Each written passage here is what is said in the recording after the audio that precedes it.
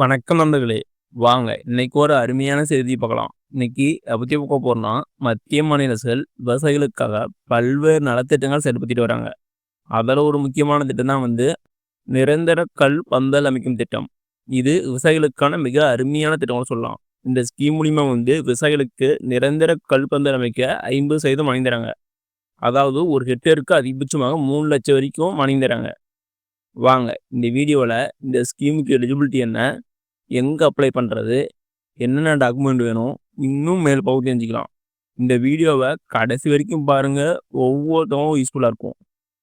Welcome to தலைகளே உடைய சரித்திரம் படை. இந்த நிரந்தர கல்பந்து அமைக்கும் திட்டத்தை பத்தி சேலம் மாவட்ட ஆட்சித்தலைவர் ஒரு செய்தி எழுதுகிறாங்க.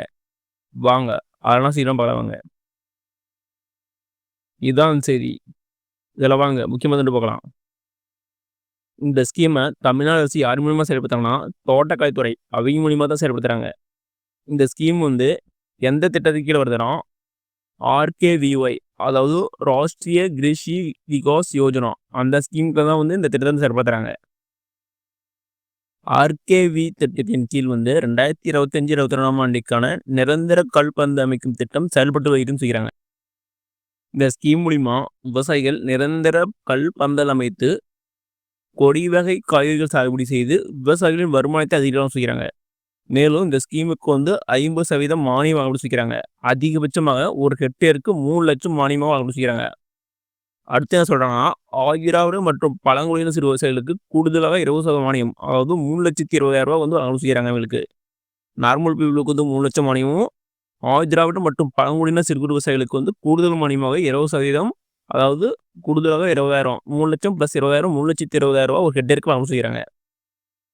அடுத்து என்ன சொல்றாங்கன்னா, இத்திட்டத்தில் பயனுள்ள விருப்பம் உள்ளவர்கள் தமிழ்நாடு ஹார்னெட் மற்றும் உழவர் செயலியில் தங்களின் விவரத்தை பூர்த்தி செய்து தங்கள் சிட்டா, ஆதார் நகல், குடும்ப அட்டை நகல், போட்டோ 2, நில வரைபடம், அடங்கல் மற்றும் ஆதி திராவிடர் மற்றும் பழங்குடியினர் இருந்தால் அதுக்கான சான்று மற்றும் சிறு விவசாய சான்று கேட்குறாங்க. இந்த டாக்குமெண்ட்லாம் கொண்டு போய் எங்கே அப்ளை பண்ணணும்னா, சம்மந்தப்பட்ட வட்டார தோட்டக்கலை உதவி இயக்குனர் அலுவலகத்தை அணுகி நீங்கள் விண்ணப்பிக்கலாம் செய்கிறாங்க. மேலும் இந்த ஸ்கீம் இதை பற்றி ஏதாவது டவுட்னா உங்கள் ஊருக்கு அருகில் உள்ள வட்டார தோட்டக்கலை உதவி இயக்குனர் அலுவலகத்தை கான்டாக்ட் பண்ணாவே A to Z எல்லாம் சொல்லுவாங்க. ஓகே நம்மளே, இந்த வீடியோ உங்களுக்கு பிடிச்சிருந்தா லைக் அண்ட் சப்ஸ்கிரைப் பண்ணுங்கள். முடிஞ்சால் மற்றவங்க ஷேர் பண்ணுங்கள். நான் போடுற வீடியோ நோட்டிஃபிகேஷன் உங்களுக்குன்னே வேணா பெல் ஐக்கனை கிளிக் பண்ணுங்கள்.